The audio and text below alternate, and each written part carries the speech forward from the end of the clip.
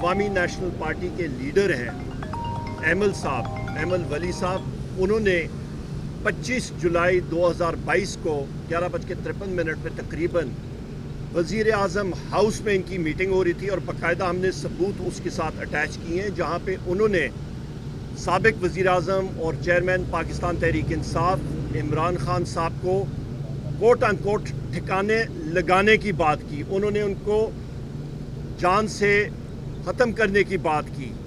یہ اس وقت Pakistan democratic movement جو پی ڈی ایم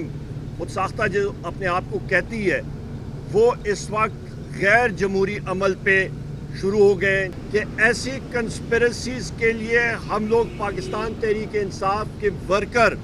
اور ہر محب وطن پاکستانی سیسا پلائی دیوار کی طرح ہم لوگ کھڑے ہیں۔ ہم لوگ اپنی جان دینے کے لیے کھڑے ہیں عمران خان صاحب کے دفاع کے لیے۔